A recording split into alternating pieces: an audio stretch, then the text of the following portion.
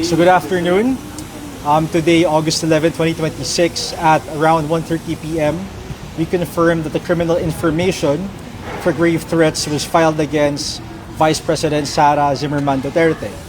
The charge is for grave threats under Article 2A2 of the Revised Penal Code in relation to Section 6 of Republic Act Number 10175 of the Cybercrime Prevention Act. So for context, this is the same matter referred to by the NBI to the DOJ, and which is currently one of the subject of the current ongoing impeachment proceedings against the Vice President. Okay, so after preliminary investigation, ang nangyari po is nakita po ng ating mga prosecutors is that there was prima facie evidence with reasonable certainty of conviction to indict the Vice President for the crime of grave threats, again, by means of the cyberspace, so Cybercrime Prevention Act. So at this stage, the information being filed in court, it is now within the jurisdiction of the court, ng RTCQC, at sa kanila na po tayo titingin for further updates on what the process will be. Ano yung penalties, sir, ng grave threats? Again, since it's grave threats, tapos may cybercrime element doon, aggravated siya.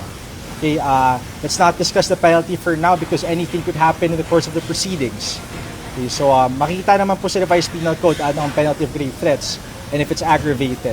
But again, details as to what particular things will happen during the case, any incident pertaining to the substance of the matter shall be within the jurisdiction of RTCQC. We'll have to check the information for that, no? Sir, wala bang complication sa impeachment trial? Well, the bail, recommended bail is 120,000 pesos. Okay, for that count. Ilang thousand? This is one count. Hawak ko dito, no? Yes. For the impeachment trial, well, alam po natin na impeachment proceedings under the domain naman ng legislature right now. The Senate and the senators being senator judges. But procedurally speaking, the conduct of the criminal case in RTCQC should not be affected by the ongoing impeachment proceeding, and that applies vice versa to the ongoing impeachment trial. Walang prohibition, sir, dito sa pag-tuloy-tuloy ng kaso versus the Vice President? Ay, hindi ko po masasabi, no? Nasa Senate na po yan. But as far as we know, procedurally, magkaiba po silang proceeding, distinct and separate proceedings. Tuloy-tuloy lang po, sir. Yes, yes. Sir, in her statement, sabi ng lawyer ni VP Sara na hindi siya pwedeng i-prosecute as the Vice President. Your comment? Well, that is a legal argument by the defense, no? Again, that should be properly ventilated with the court. Okay, we cannot comment on the merits as of now. So even we can only discuss procedurally.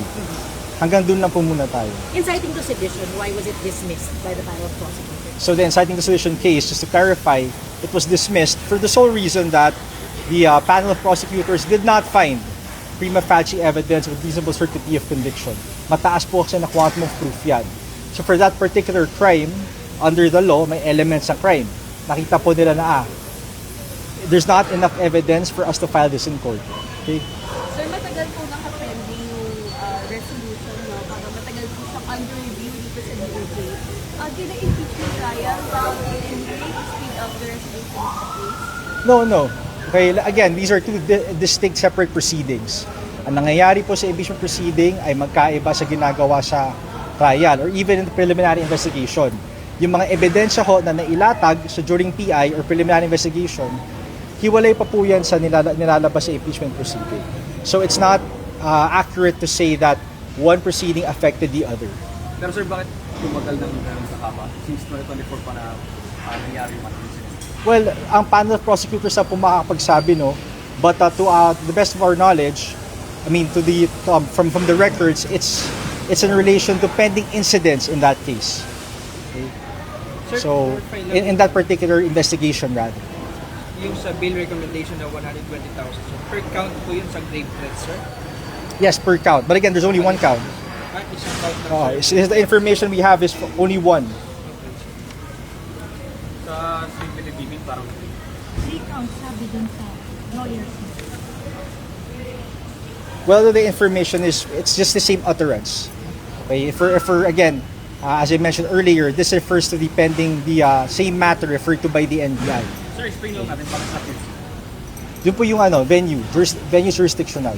Criminal procedure na po bakit QC ang finailan. Right. Sir, paano na-determine yung bail? Yung amount of bail? The bail of course is determined by the bail bond guide. Nasa batas din po yan. Okay? Sir, sa impeachment court, sir, hindi nagpapakita si VP Sara. Dito, sir, sa court ng QC, maasa ba kayo na magpapakita siya mismo sa korte para harapin yung kaso?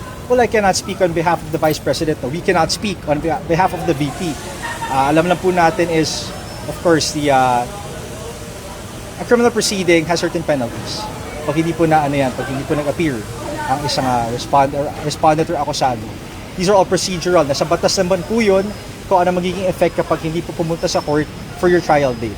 Okay? So, Thank you, so sir. for now, thank you.